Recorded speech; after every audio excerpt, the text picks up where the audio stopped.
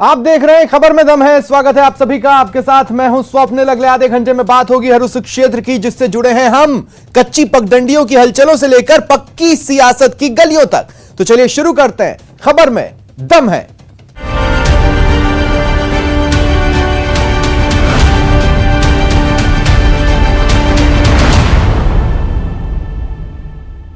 प्रदेश में भले ही सर्दी के तेवर नरम पड़े हों, लेकिन रीट लीक्स को लेकर सियासी पारा हाई है।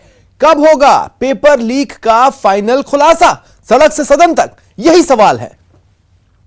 रीट परीक्षा रद्द और नई भर्ती के ऐलान के बाद भी गहलोत सरकार ने खूब प्रयास किए रीट लीक्स जैसे मसले को शांत करने के, मगर राजस्थान में भारतीय जनता पार्टी रीट लीक्स जैसे मसले को चुनावी बेला तक गर्म रखना चाहती है।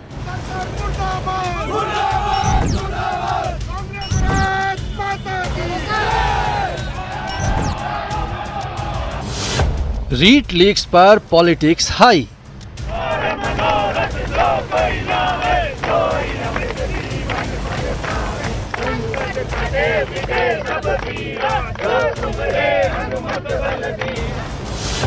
सड़कों पर आक्रोश, सदन पहुंची लड़ाई।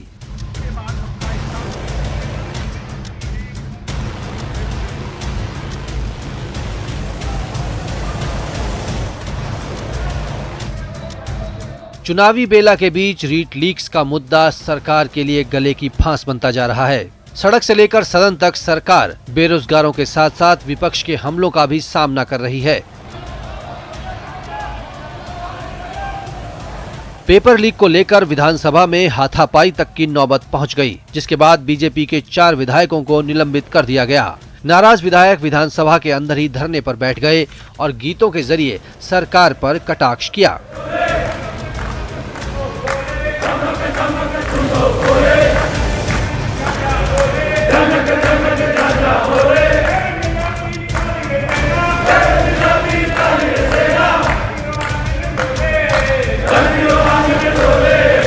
सियासी तूफान को शांत करने के लिए राजस्थान की सरकार ने एसओजी को फ्री हैंड दिया हुआ है। इस पूरे मामले से जुड़े हुए 40 से ज्यादा अधिकारियों कर्मचारियों को सरकार निलंबित करने के साथ साथ बर्खास्त भी कर चुकी है, मगर यह मामला थमने का नाम नहीं ले रहा है।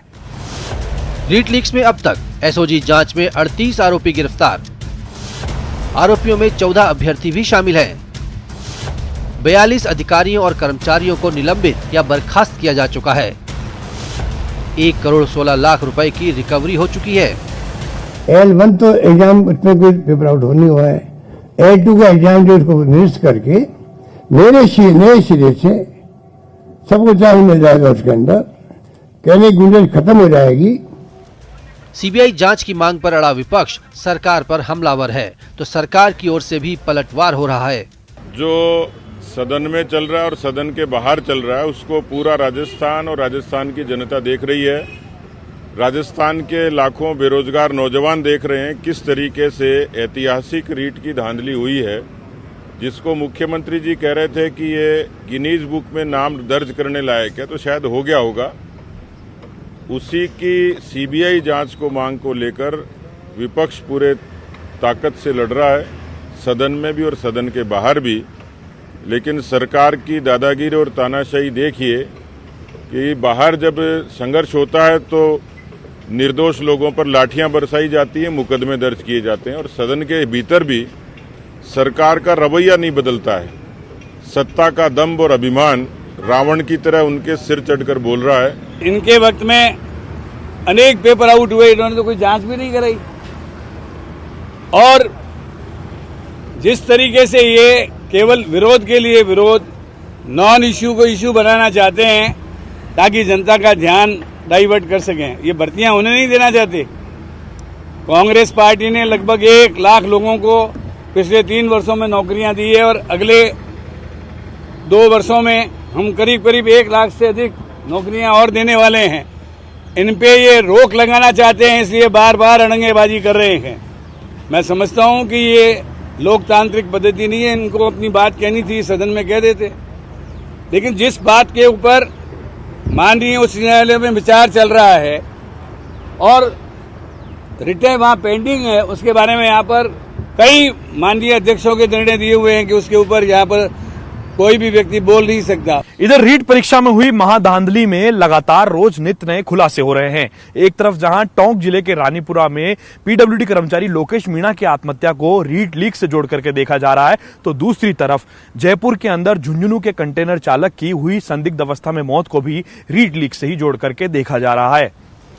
कंटेनर चालक की पत्नी के गंभीर आरोपों के बाद बीजेपी सांसद किरोड़ी लाल मीणा ने सरकार के खिलाफ मोर्चा खोल दिया। किरोड़ी ने पीड़िता के साथ ईडी दफ्तर के बाहर धरना दे दिया।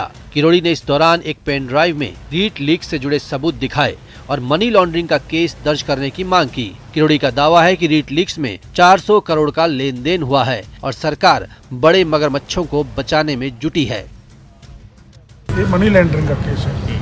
मनी लॉन्ड्रिंग ईडी का दफ्तर है, उनको कह रहे हैं कि हम सबूत नष्ट करेगी राजस्थान की सरकार और ये पेपर लीक जो गैंग है, इसलिए आप तुरंत कार्रवाई करें जो भी कानूनन की जाती है। मैं भी एक महिला हूँ, गरीब हूँ, बेरोजगार हूँ, विधवा हूँ, बेसहारा हूँ। मेरे को सहारा चाहिए और मैं सरकार के ऐसे नहीं है कि मैं सरकार से बन नहीं पड़ता कि मैं इतनी बड़ी मांग कर रही हूँ। मैं ये मांग कर रही हूँ कि मेरे पति की संदिग्ध मौत हुई है तो उसकी मेरे को जांच चाहिए और मेरे को एक नौकरी दी जाए और आर्थिक सहायता दी जाए। अब मेरे को कोई कमाने वाला तो है नहीं और न मेरे पास कुछ खोने के लिए है।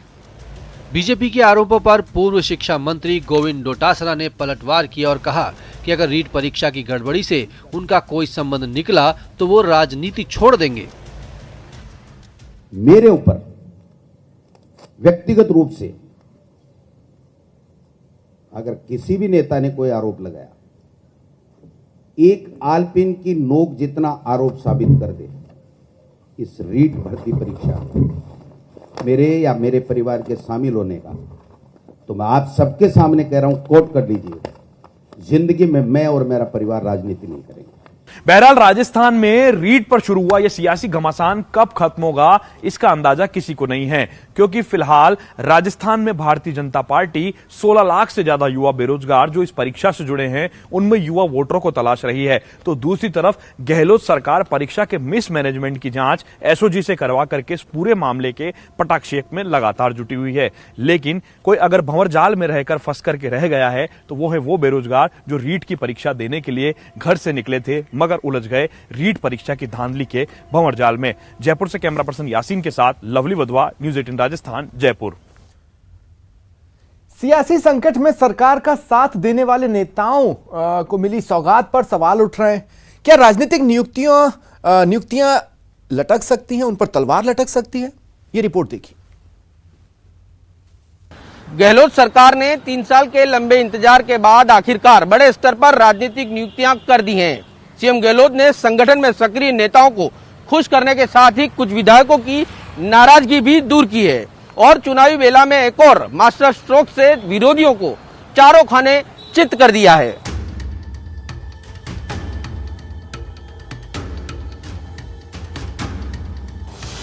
तीन साल बाद राजनीतिक नियुक्तियों की सौगात।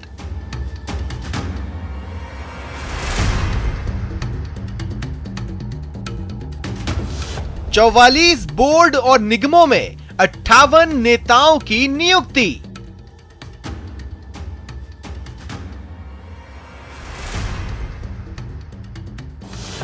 देर से आए क्या दुरुस्त आए।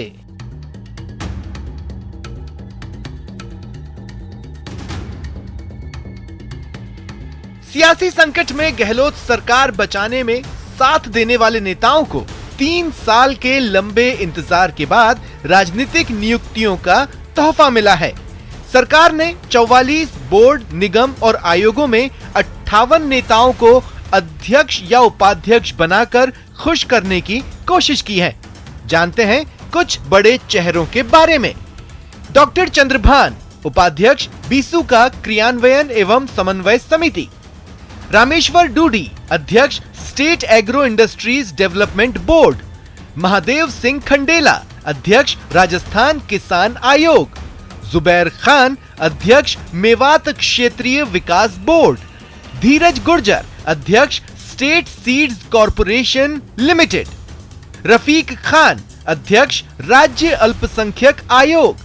हाकम अली खान, अध्यक्ष राजस्थान वक्फ विकास परिषद, लाखन सिंह मीणा, अध्यक्ष डांग क्षेत्रीय विकास मंडल, जोगिंदर सिंह अवाना, अध्यक्ष देव नारायण बोर्ड, कृष्णा पूनिया, अध्यक्ष राजस्थान राज्य क्रीड़ा परिषद, धर्मेंद्र सिंह राठौड़, अध्यक्ष राजस्थान पर्यटन विकास निगम, रेहाना रियाज चिश्ती, अध्यक्ष राजस्थान राज्य महिला आयोग, मानवेंद्र सिंह जसोल, अध्यक्ष राज्य स्तरीय सैनिक कल्याण सलाहकार समिति, राजीव अरोड़ा, अध्यक्ष राजस्थान लघु उद्योग विकास निगम। राजनीतिक नियुक्तियों में सभी तरह के समीकरणों का ध्यान रखा गया है। संगठन में सक्रिय नेताओं के साथ कुछ विधायकों को भी बोर्ड और निगमों में नई जिम्मेदारी दी गई। इसमें बीएसपी से कांग्रेस में आए 3 विधायकों के साथ 3 निर्दलीय विधायक भी शामिल हैं। पार्टी ने और सरकार ने जो नई जिम्मेदारी दी है, इसका मैं ईमानदारी से और निष्ठा के साथ में निर्वहन करूंगा। मुझे भी एक सामान्य कार्यकर्ता को इतनी बड़ी जिम्मेदारी दी है, कोशिश करूंगा कि वापस आरटीडीसी का जो पुराना इतिहास है, पुरानी उसकी जो पैठ थी, उसको वापस हम कायम करें। मुख्यमंत्री जी ने मेरे पे विश्वास व्यक्त कराया। मैं कोशिश करूंगा कि उनकी उम्मीदों पे खरा उतर सकूं, कांग्रेस की लीडरशिप की उम्मीदों के ऊपर। और ये जो विषय है, ये सचिन मेरे बहुत दिल के नज़दीक है। मैं खुद लघु उद्योग से जुड़ा हुआ हूँ। ये बड़ी जिम्मेदारी है। पूरे राजस्थान प्रदेश के अंदर समाज बड़ी संख्या में हमारा है, और वास्तव में शिक्षा की दृष्टि हो चाहे आर्थिक हो, उन सब में समाज काफ़ी पीछे है, पिछड़ा हुआ है। मेरा ये पूरा जिम्मेदारी बनेगी कि मैं कहीं ना कहीं बराबरी पे समाज को लेके आऊँ।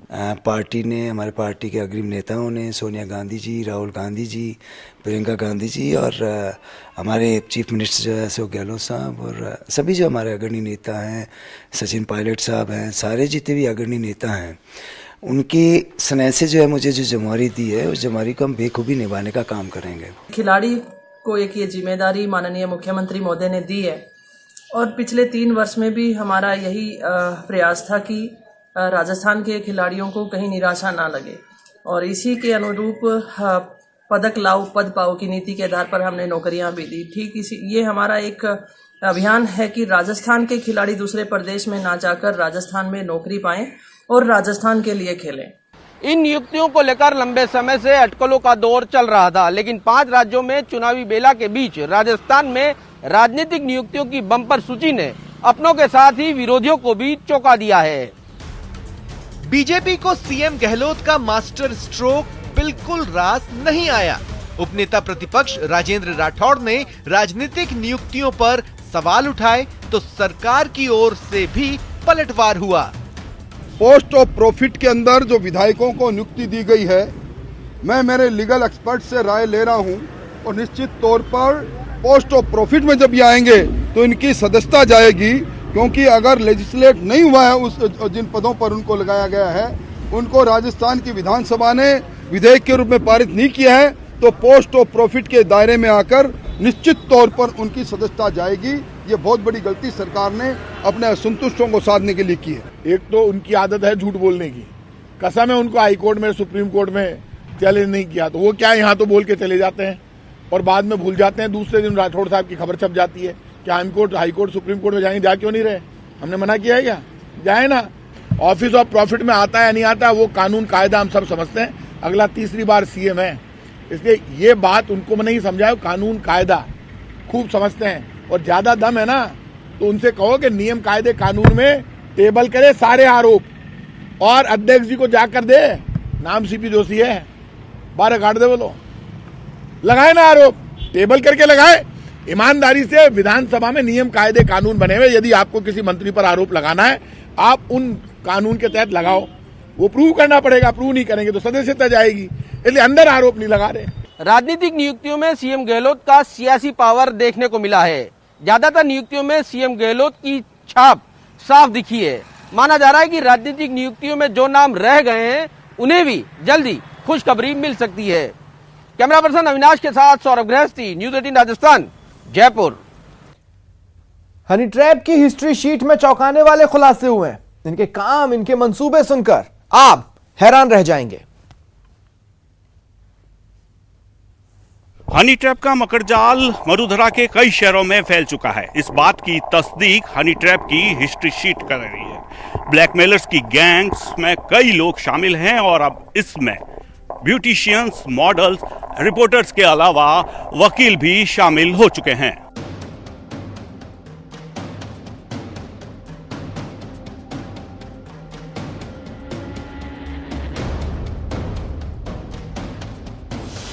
हनी ट्रैप की हिस्ट्री शीट में कई चौंकाने वाले खुलासे।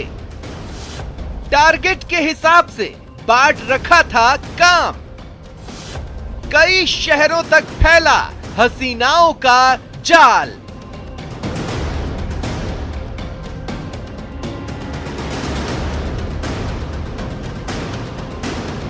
जोधपुर पुलिस ने जब हनी ट्रैप की हिस्ट्री शीट खंगाली तो कई चौंकाने वाले खुलासे हुए।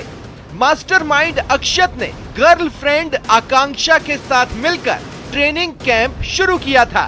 इस कैंप में ब्लैकमेलिंग के शातिर गैंग के लोग खूबसूरत लड़कियों को हनी ट्रैप में फंसाने की पूरी ट्रेनिंग देते थे। शिकार को फंसाने के लिए सभी ने अलग अलग काम बांट रखा था। आनंद शांडिल्य गुप्त ये हाई प्रोफाइल की लिस्ट तैयार करता है। किसे, कब और कहां टारगेट बनाना है ये आनंद तय करता था। अक्षत रिपोर्टर ये मीडिया कर्मी की आड़ में लोगों से मेल जोल बढ़ाता था। लाइजनिंग का काम भी अक्षत ही देखता था। शिखा तिवारी डीजे अदा ये अपनी खूबसूरती के दम पर हाई प्रोफाइल लोगों से दोस्ती करती थी। नाइट क्लब में फर्राटेदार अंग्रेजी के जरिए अमीरों को जाल में फंसाती थी। दीपाली ब्यूटिशियन इसके पास लड़कियों को टारगेट के हिसाब से तैयार करने की जिम्मेदारी थी। मेकओवर के दौरान ये लालची नब्ज टटोल कर लड़कियों का इस्तेमाल करती थी। सोनू गुप्त ये मॉडलिंग का झांसा देकर लड़कियों को फंसाने का काम करता था और अश्लील वीडियो बनाकर ब्लैकमेलिंग का काम कराता था। नवीन देवानी वकील टारगेट को लीगल और इल्लीगल फंसाना है, इसकी जिम्मेदारी देवानी के पास थी। ये पहले वाला जो केस था उसके अंदर भी ये जो सूत्रधार थे 2-3 उनमें से एक था आनंद शांडिल्य, नवीन देवानी और अक्षत। ये सब उसमें सूत्रधार थे। इनका अलग अलग उसमें क्या बोलते हैं रोल्स थे। जैसे एक आदमी का रोल जो इनमें से बताते हैं, मैं उसमें श्योर नहीं हूँ, पर एक व्यक्ति जैसे सपोज आनंद शांडिल्य है, उसका जो रोल था वो तो था स्पोर्टर का। वो हाई प्रोफाइल क्लाइंट्स को स्पोर्ट करता था। जो ये नवीन देवानी है इसका काम था लीगल तौर पे उसको नोटिस बना के देना, उसे लीगली साहब इसमें आपका नोटिस आया है, आप मांडवाली कर लो, इस टाइप की बात है। ये पीड़िता के वकील और उसकी हैसियत से पेश होता था। एक लड़का था सोनू उस टाइम पे, उसका काम था लड़कियों को लेके आना और उनको वहाँ पे उनके साथ टाई अप करने का प्रयास करना। अक्षत जो पैसे उगाना इस टाइप का काम करता था। ये पूरी टीम थी, इस टीम की तरह से काम करते थे। मतलब आप एक से बचोगे तो दूसरा आपको दबोच लेगा।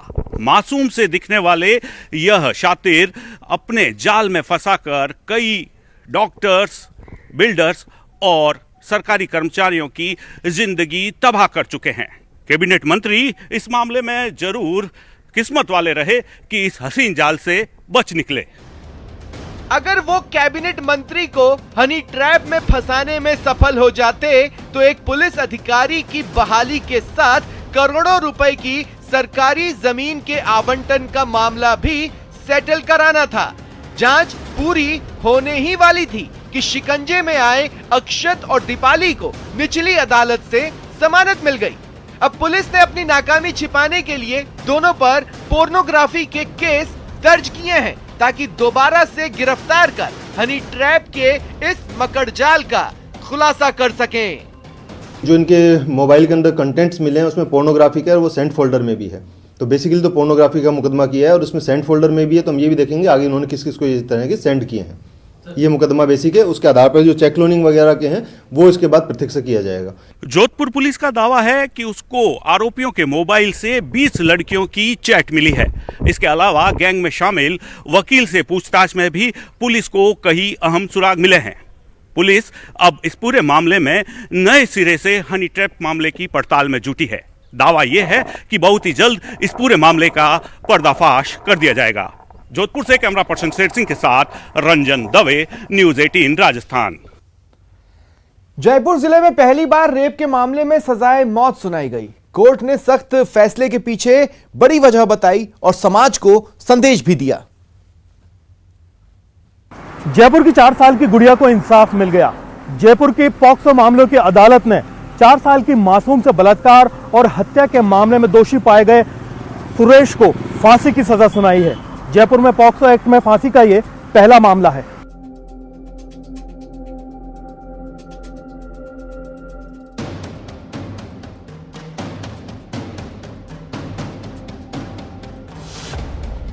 जयपुर की गुड़िया को मिला इंसाफ।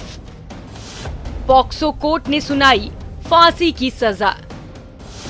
जयपुर जिले में पॉक्सो एक्ट में फांसी का पहला मामला। जयपुर के दरिंदे को सजाए मौत।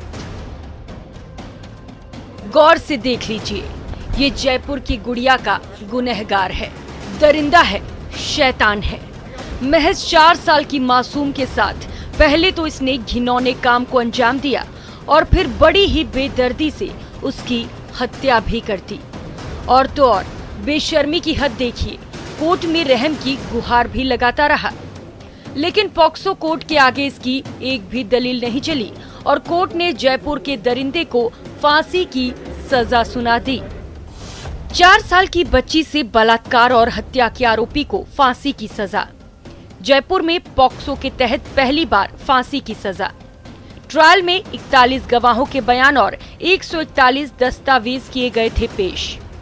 4 फरवरी को कोर्ट ने आरोपी सुरेश को दोषी करार दिया था। कोर्ट ने आईपीसी की धारा 376 ए-बी, धारा 302 और पॉक्सो एक्ट की धारा 5 और 6 में दोषी माना।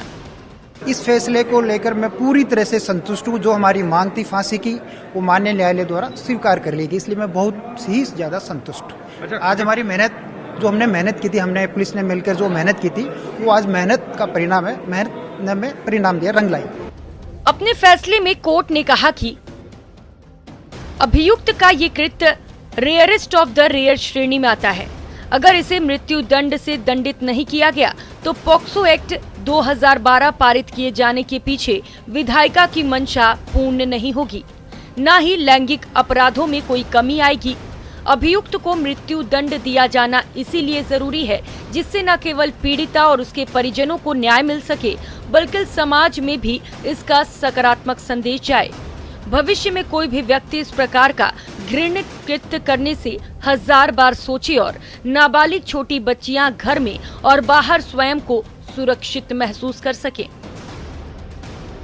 कोर्ट ने इस मामले को रेयरेस्ट ऑफ द रेयर श्रेणी में माना।